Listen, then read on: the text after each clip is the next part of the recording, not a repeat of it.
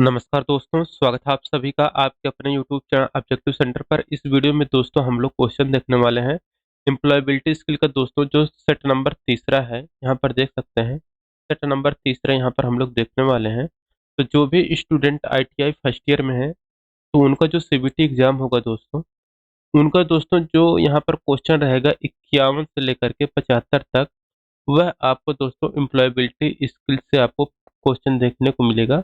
25 question. ठीक। आपका first year का कोई भी ट्रेड हो, सब में दोस्तों एम्प्लॉयबिलिटी स्किल आना फिक्स है। तो आप लोग दोस्तों इस वीडियो को काफ़ी अच्छे से पढ़िएगा, क्योंकि मैं दोस्तों ये सेट नंबर तीसरा करा रहा हूँ और इसमें से काफ़ी सारे क्वेश्चन आपके सीबीटी एग्जाम में देखने को मिलेगा। तो चलिए हम लोग स्टार्ट करते हैं। अगर आप लोग पिछला 2 सेट नहीं देखे हैं तो डिस्क्रिप्शन बॉक्स में लिंक दिया गया है, आप लोग जाके उसको चेक कर सकते हैं। ठीक। दोस्तों यहाँ पर देखिए 51 नंबर का क्वेश्चन क्या कह रहा है। Which one is not A conjunction. कौन सा एक संयोजन नहीं है। संयोजन यानी कि कंजक्शन। ठीक। कंजक्शन दोस्तों किसको कहते हैं। कंजक्शन दोस्तों किसी वाक्य को जोड़ने का कार्य करता है। तो दो वाक्यों को जोड़ने के लिए हम वहां पर कंजक्शन का प्रयोग करते हैं। तो कंजक्शन का प्रयोग एंड मतलब और का प्रयोग हम लोग कंजक्शन के लिए करते हैं। और मतलब या, ये भी दो वाक्यों को जोड़ने के लिए करता है। बट मतलब लेकिन, ये भी दो वाक्यों को जोड़ने का कार्य करता है। लेकिन आन जो है दोस्तों, ये आपका प्रीपोजिशन है। क्या है आपका प्रीपोजिशन है। यहाँ पर दोस्तों चौथा करेक्ट आंसर हो जाएगा कि संयोजन या कंजक्शन कौन सा नहीं है। तो आन हमारा संयोजन या कंजक्शन नहीं है, क्योंकि ये हमारा क्या है, आन प्रीपोजिशन है। ये किसी भी वाक्य को जोड़ने के लिए प्रयोग नहीं किया जाता है। ठीक। 52 नंबर का क्वेश्चन देखिए क्या कह रहा है। Which one is not a benefit of the role playing. भूमिका निभाने का कौन सा लाभ नहीं है। तो देखिए दोस्तों भूमिका निभाने का जो लाभ नहीं है, तो देखिए रोल प्लेइंग मतलब क्या होता है कि आत्मविश्वास पैदा करता है। ये बिल्कुल आपका सही है दोस्तों, कि आत्मविश्वास पैदा करता है, ये बिल्कुल सही है। सुनने का कौशल विकसित करता है, ये भी बिल्कुल सही है। और develops creative problem solving skill, ये भी आपका सही है कि जो रचनात्मक समस्या समाधान कौशल विकसित करता है। डेवलप बोर्डम, डेवलप बोर्डम मतलब होता है दोस्तों आपका कि बोरियत पैदा करता है, ये बिल्कुल गलत है दोस्तों। तो यहाँ पर गलत ही पूछा गया था कि कौन सा गलत है, तो ऑप्शन नंबर यहाँ पर डी अलग करेक्ट आंसर हो जाएगा। भूमिका निभाने का कौन सा लाभ नहीं है, कि यह बोरियत पैदा करता है। ठीक। तो यही आपका यहाँ पर नहीं वाला पूछा गया था कि जो लाभ नहीं है। तो 52 के यहाँ पर चौथा आंसर करेक्ट आंसर हो जाएगा। 53 नंबर क्वेश्चन करें विच one is not A vowel. कौन सा स्वर नहीं है। तो दोस्तों देखिए स्वर कौन कौन से होते हैं। स्वर होते हैं दोस्तों आपके ए, ई, आई, ओ, यू। ये 5 अक्षर आपके क्या होते हैं, स्वर। स्वर को ही हम लोग बोलते हैं वॉवेल। ठीक। बाकी जितने भी ए से लेकर जेड के अंतर्गत इन पांचों को छोड़ करके जो भी बचते हैं, वो आपके व्यंजन होते हैं। ठीक। तो ऐसा यहाँ पर कौन सा दिख रहा है कि जो वावेल नहीं है। तो ए भी आपका वावेल है, ई भी है, आई भी है। जबकि ये आपका एफ वाला यहाँ पर करेक्ट आंसर हो जाएगा, ये आपका व्यंजन है, वावेल नहीं है। ठीक। 54 नंबर क्वेश्चन कर है which one of the following is a good office etiquette. कौन से एक अच्छा कार्यालय शिष्टाचार है। तो देखिए जो एक अच्छा कार्यालय शिष्टाचार है, वह है आपको दोस्तों कि वन शुड ड्रेस फॉर्मली। एक को औपचारिक रूप से पोशाक पहननी चाहिए। तो दोस्तों औपचारिक रूप से ड्रेस पहनना यह आपका शिष्टाचार के अंतर्गत आता है। बाकी दोस्तों काम के लिए समय का पाबंद नहीं होना, यह भी आपका शिष्टाचार के अंतर्गत नहीं आएगा। क्योंकि दोस्तों शिष्टाचार होने के लिए आपका समय का पाबंद होना जरूरी है। ठीक।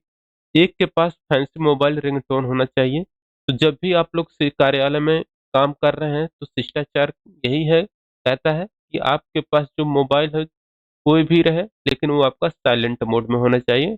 इसका मोबाइल से कोई लेना देना नहीं है। One should later once work place, व्यक्ति को अपने काम के स्थान पर कूड़ा डालना चाहिए। जो इंसान जहाँ पर रहता है वहां पर कूड़ा नहीं डालना चाहिए, बल्कि आपको डस्टबिन जहाँ पर आपका हो वहाँ डस्टबिन में उनको कूड़ा डालना चाहिए। ये आपका शिष्टाचार के अंतर्गत आता है। ठीक, तो यहाँ पर ये तीनों आपके गलत माने जाएंगे। और एक औपचारिक रूप से पोशाक पहननी चाहिए, जैसे कि औपचारिक रूप से पोशाक क्या होता है मैं आपको बता देता हूँ। तो देखिए, औपचारिक रूप से पोशाक वही होता है जैसे कि जो आपका हेड है, ठीक, वो दोस्तों अलग ड्रेस पहने हों। जैसे कि आप अपने कॉलेज का ले लीजिए कि टीचर दोस्तों आपके अलग ड्रेस में होते हैं और छात्र आपके अलग ड्रेस में होते हैं। इससे आपका एक पता चल जाता है कौन टीचर है कौन बच्चा है। ठीक, तो यही दोस्तों शिष्टाचार के अंतर्गत यही आता है कि आपके पास एक पोशाक होनी चाहिए, वो भी ड्रेस, एक ड्रेस होना जरूरी है, ताकि जैसे कोई स्टाफ कार्य कर रहा है तो उसको ऐसा कोई दिक्कत ना हो कि अमीर गरीब या छोटा बड़ा ऐसा कुछ भेदभाव की भाव भेदभाव की वहां पर संभावना ना बन पाए। 55 नंबर क्वेश्चन कह रहा है, word that is pronounced the same as another word but different in meaning is called. वह शब्द जो किसी दूसरे शब्द के समान होता है लेकिन अर्थ में भिन्न होता है उसको हम लोग क्या कहते हैं। देखिए, वह शब्द जो किसी दूसरे शब्द के समान होता है लेकिन अर्थ में भिन्न होता है, तो दोस्तों उसको हम लोग बोलते हैं होमोफोन्स। तो होमोफोन यहाँ पर आपका करेक्ट आंसर हो जाएगा। होमोफोन उसको कहते हैं कि एक वह शब्द जो किसी दूसरे शब्द के समान होता है लेकिन अर्थ में भिन्न होता है, वह आपको होमोफोन कहलाता है। अब देखिए यहाँ पर 56 नंबर का क्वेश्चन क्या कर रहा है, dot dot dot can help me learn English. मुझे अंग्रेजी सीखने में मदद कर सकता है क्या। दोस्तों, अगर आपके अंतर अंदर डेडिकेशन है, निष्ठा है अंग्रेजी सीखने की, तो आपको अंग्रेजी सीख सकते हैं। यहाँ पर निष्ठा मुझे अंग्रेजी सीखने में मदद कर सकता है, यानी कि अंग्रेजी सीखने का अगर आपके पास डेडिकेशन है तो आप अंग्रेजी सीख सकते हैं। लेकिन अगर आपके पास अंग्रेजी का डर है, अंग्रेजी का क्रोध है, या फिर अंग्रेजी बोलने में शर्म आती है, तो आप लोग अंग्रेजी नहीं सीख सकते हैं। तो आप सीख कैसे सकते हैं, अगर आपके अंदर निष्ठा है, डेडिकेशन है अंग्रेजी सीखने की, तो ही आप अंग्रेजी सीख पाएंगे। तो निष्ठा मुझे अंग्रेजी सीखने में मदद कर सकता है, यहाँ पर डेडिकेशन यहाँ पर आपका फील होगा। ठीक, 57 नंबर क्वेश्चन देखिए क्या कह रहा है, which pronunciation mark should be used in the following sentence, is there any site engineer here. निम्न वाक्य में से किस विराम चिन्ह का प्रयोग किया जाना चाहिए, is there any site engineer here. तो यहाँ पर देखिए, यहाँ पर इज देयर यानी कि यहाँ पर आपको पता चले ये क्वेश्चन मार्क है, पूछा जा रहा है, तो 57 के यहाँ पर क्वेश्चन मार्क यहाँ पर आपका करेक्ट आंसर हो जाएगा। 58 नंबर क्वेश्चन है, when is capital letter used. बड़े अक्षर का प्रयोग हम लोग कब करते हैं। तो देखिए दोस्तों, एक वाक्य की शुरुआत में बड़े अक्षर का प्रयोग, बिगिनिंग ऑफ ए सेंटेंस। तो यहाँ पर देखिए, बिल्कुल सही कहा गया है कि जब भी कोई हम लोग सेंटेंस लिखते हैं तो उसका जो पहला अक्षर होता है वह आपका कैपिटल होता है। बिल्कुल सही है। किसी व्यक्ति का नाम है तो वो भी कैपिटल लिखा जाता है, ये भी सही है। कोई अगर स्थान है वो भी आपका कैपिटल लेटर ही लिखा जाता है। यहाँ पर आपका करेक्ट आंसर हो जाएगा option number D, all of the above. All the above ऊपर के सभी ऑप्शन सही हैं। चाहे किसी वाक्य का पहला अक्षर हो, चाहे किसी व्यक्ति का नाम हो, चाहे किसी स्थान का नाम हो, तो वह सभी कैपिटल लेटर से पहला अक्षर लिखा जाता है। 59 नंबर क्वेश्चन है, which one of the following is A describing word. कौन सा एक वर्णनात्मक शब्द है, ये आपको बताना है। तो देखिए दोस्तों, जो वर्णनात्मक शब्द है वो है जैसे कि वर्णन जो करता हो, जैसे कि कोई कॉफी है, अगर वो गर्म है तो वो उसका वर्णन कर रही है कि ये आपका जो कॉफी है ये आपका गर्म है। तो यहाँ पर आपका हॉट क्या है, वर्णनात्मक शब्द है, ये वर्णन कर रहा है, डिस्क्राइब कर रहा है ये जो आपका कॉफी है या चाय है ये आपका गर्म है। 59 के यहाँ पर तीसरा करेक्ट आंसर हो जाएगा। 60 नंबर क्वेश्चन कर रहा है, when someone says thank you we should reply and say. जब कोई आपको थैंक यू या धन्यवाद कहता है तो उसे जवाब देना चाहिए और क्या कहना चाहिए। दोस्तों, अगर ये वीडियो आपको अच्छा लग रहा हो तो आप लोग भी कमेंट में थैंक यू जरूर लिखें। ठीक। तो थैंक यू की बात यहाँ पर की गई है और जो जो लोग थैंक यू बोलेंगे मैं उनका जरूर रिप्लाई करूंगा। ठीक, इस वीडियो के नीचे जो जो भी छात्र थैंक यू लिखेंगे मैं उनका यहाँ पर जवाब या रिप्लाई जरूर दूंगा। ठीक, तो चलिए आप लोग कमेंट करके जरूर थैंक यू लिखिए। तो यहाँ पर देखिए, जब भी कोई आपको थैंक यू कहता है तो आपको बदले में क्या कहना चाहिए?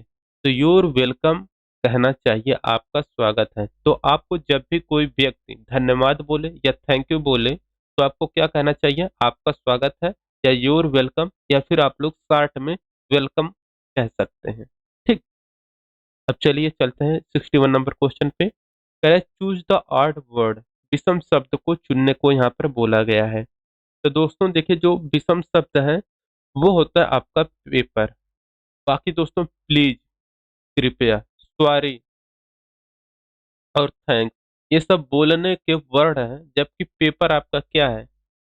आपका ये हार्ड कॉपी है, मतलब लिखने की चीजें हैं। बाकी ये सब आपके बोलने, थैंक्स, सॉरी और प्लीज ये सब आपके बोलने के शब्द हैं।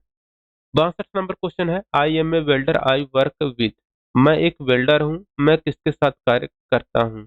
तो देखिए, यदि मैं एक वेल्डर हूँ तो मुझे दोस्तों किसके साथ कार्य करना चाहिए? तो वेल्डिंग टूल्स या वेल्डिंग उपकरण के साथ हमको कार्य करना चाहिए।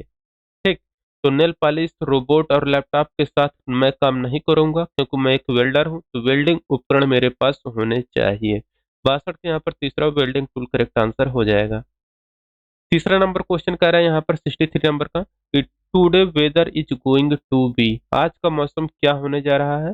तो आज का मौसम दोस्तों आपका गर्म है, तो गर्म होने जा रहा है, तो यहाँ पर हो जाएगा वार्म। तो today weather is going to be warm, आज का मौसम गर्म होने जा रहा है। जबकि आशापूर्ण, नीला, बहुत जरूरी, ये सब कुछ नहीं यहाँ पर भरा जाएगा, आपका गर्म या वार्म यहाँ पर आपका भरा जाएगा। 64 नंबर क्वेश्चन कर रहे हैं, द वर्ड व्हेन डिनोट्स। शब्द व्हेन किसको दर्शाता है? तो देखिए, शब्द व्हेन जो है, व्हेन मतलब होता है जब, जब किसको बताता है? तो ये दोस्तों बताता है आपका टाइम को, यानी कि समय को बताता है। स्पेशल समय, यहाँ पर टाइम यानी कि समय आपका करेक्ट आंसर हो जाएगा। समय यहाँ पर आपका करेक्ट आंसर हो जाएगा कि व्हेन आपका समय को बताता है। Rahul enjoy the with his pet dog. Rahul को अपने पालतू कुत्ते के साथ किसमें मजा आता है? देखिए, राहुल को अपने पालतू कुत्ते के साथ खेलने में उसको मजा आता है। तो प्लेइंग यहाँ पर आपको करेक्ट आंसर हो जाएगा, क्योंकि कुत्ता लिखेगा नहीं, और और डूइंग यानी कि करने में काम, तो कुत्ते के साथ कोई काम तो होगा नहीं। और वॉशिंग, यहाँ पर कुत्ता धोगा, धोएगा भी नहीं, तो कुत्ता क्या करेगा? सिर्फ खेल सकता है। तो राहुल को अपने कुत्ते के साथ खेलने में मजा आता है। यहाँ पर आपका 65 का पहला करेक्ट आंसर हो जाएगा। 66 नंबर क्वेश्चन देखिए क्या कह रहा है। कह रहा है, having a clear idea of our personality including strength, weakness, thoughts, belief, motivation, value, ETC is called. हमारे व्यक्तित्व का स्पष्ट विचार रखने को ताकत, कमजोरियों, विचारों, विश्वासों, प्रेरणा, मूल्य आदि सहित को क्या कहा जाता है? इसको दोस्तों कहा जाता है सेल्फ अवेयरनेस, आत्म जागरूकता। यहाँ पर आपका करेक्ट आंसर हो जाएगा। तो हमारे व्यक्तित्व का स्पष्ट विचार रखने को ताकत, कमजोरी, विचारों, विश्वासों, प्रेरणा, मूल्य आदि सहित को हम लोग आत्म जागरूकता कहते हैं। 67 नंबर क्वेश्चन है, which one of the following does not constitute your identity. आपकी पहचान को गठित करने में कौन सा नहीं है? देखिए, हमारी पहचान को गठित करने में जो नहीं है वो है आपका कि mark scored in an exam, एक परीक्षा में अंक प्राप्त करना, यह आपकी पहचान से संबंधित नहीं है। ठीक, जबकि आपका ओपिनियन, वैल्यू और लाइक ये आपका पहचान बनाने में बहुत मदद करता है। 68 नंबर क्वेश्चन देखिए क्या कह रहा है। कह रहा है, what are the ability and qualities you have as a person that helps you grow will well in a life and career. एक व्यक्ति के रूप में आपके पास मौजूद क्षमताएं और गुण हैं जो आपको जीवन और करियर में अच्छी तरह से बढ़ने में मदद करते हैं, तो वो क्या है? तो ये होता है दोस्तों आपको पर्सनल स्ट्रेंथ, यानी कि व्यक्तिगत ताकत। एक व्यक्ति के रूप में आपके पास मौजूद क्षमताएं और गुण हैं जो आपके जीवन और करियर में अच्छी तरह से बढ़ने में मदद करते हैं। 69 नंबर क्वेश्चन है, what are the qualities that are considered negative and need to be worked on. ऐसे गुण हैं जिन्हें नकारात्मक माना जाता है और जिन पर काम करने की आवश्यकता होती है। तो दोस्तों, ऐसे गुण जिन्हें नकारात्मक माना जाता है और जिन पर काम करने की आवश्यकता होती है, वो रहता है आपका पर्सनल वीकनेस, यानी कि व्यक्तिगत कमजोरियां, जो आपकी कमजोरियां हैं। अगर आप लोग उस पर काम करेंगे तो आपके जो नकारात्मक गुण हैं वो आपके दूर होंगे और आप एक सकारात्मक व्यक्ति बनेंगे। ठीक। और आपको जो स्ट्रेंथ होगा वह पर्सनल स्ट्रेंथ आपकी बढ़ेगी। 70 नंबर क्वेश्चन कह रहा है, which of the following is an example of personal weakness. व्यक्तिगत कमजोरी का उदाहरण कौन सा है। देखिए, व्यक्तिगत कमजोरी का जो उदाहरण है आपका आलसी होना, बीइंग लेजी। अगर आप आलसी हैं तो समझिए आपका व्यक्तिगत कमजोरी यही है। लेकिन अगर आप आत्मविश्वास है तो ये आपका अच्छी बात है, मेहनती हैं ये भी अच्छी बात है, आप सक्रिय पर्सन है तो भी अच्छी बात है। लेकिन दोस्तों, आलसी होना ये आपका व्यक्तिगत कमजोरी है। आपको लेजी या बीइंग लेजी या आलसी होना नहीं चाहिए। ठीक। 71 नंबर क्वेश्चन है कि goals are of two type. लक्ष्य कितने प्रकार के होते हैं। तो देखिए दोस्तों, लक्ष्य दो प्रकार के होते हैं, एक होता है लॉन्ग टर्म, एक होता है शॉर्ट टर्म। जैसे यहाँ पर मैं उदाहरण बता दूं कि देखिए, जब भी कोई लक्ष्य दो तरह के होते हैं, एक होता है अल्पकालिक, दूसरा होता है आपका दीर्घकालिक। जैसे अगर आप कोई बिजनेस करने जा रहे हैं, ठीक, तो उसमें दोस्तों टारगेट ये नहीं किया जाता है कि मैं आज कंपनी में बैठा हूँ और कल से प्रॉफिट मिलना शुरू हो जाएगा। उसमें लॉन्ग टर्म में प्रॉफिट देखने को मिलता है। तो आपके जो लक्ष्य होते हैं, ये देखा जाता है कि 3 साल, 4 साल, 5 साल के बाद लॉन्ग टर्म में आपको यहाँ पर लक्ष्य निर्धारित करने होते हैं। लेकिन दोस्तों, जैसे कि आपका एग्जाम है, ठीक, ये दोस्तों अल्पकालिक है। आपको 2 दिन 4 दिन प्रेजेंट टाइम में देखेंगे तो आपको अच्छे से मेहनत करनी पड़ेगी, ये क्योंकि अभी आपका एग्जाम सर पे है। ये आपका दोस्तों अल्पकालिक है क्योंकि आपके पास ज्यादा समय नहीं है। लेकिन यही आपके पास दोस्तों स्टार्टिंग में रहा होता तो आपका लॉन्ग टर्म में आपका लक्ष्य होता कि हाँ, हमको साल भर में इतना सिलेबस पढ़ना है, इतना मुझे क्वेश्चन पढ़ना है। तो आपका लॉन्ग टर्म में गोल आप बनाते हैं। लेकिन प्रेजेंट टाइम में आप शॉर्ट टर्म में गोल बनाएंगे कि हमारा एग्जाम 3 दिन बाद है तो 3 दिन के अंदर पूरा शॉर्ट शॉर्ट में खत्म कर देना है। ये होता है लॉन्ग टर्म और शॉर्ट टर्म। लक्ष्य दो प्रकार के होते हैं। 72 नंबर क्वेश्चन है, व्हाट इज स्ट्रेस। तनाव क्या है। तो दोस्तों, जो तनाव होता है ये आपका कहलाता है फीलिंग ऑफ फ्रस्ट्रेशन या डिसअपॉइंटमेंट। निराशा या निराशा की भावना को ही हम तनाव बोलते हैं। 73 नंबर क्वेश्चन देखिए क्या कह रहा है। कह रहा है, which of this is an sign of good stress. अच्छे तनाव का संकेत इसमें से कौन सा है। तो देखिए, अच्छे तनाव का है कि does not lead to long term tension, loss of sleep. लंबे समय तक तनाव, नींद की कमी नहीं होती है। ठीक। 74 नंबर क्वेश्चन देखिए क्या कहता है। यहाँ पर कह रहा है, एन एक्टिविटी दैट स्टॉप्स और reduces stress is called a stress buster.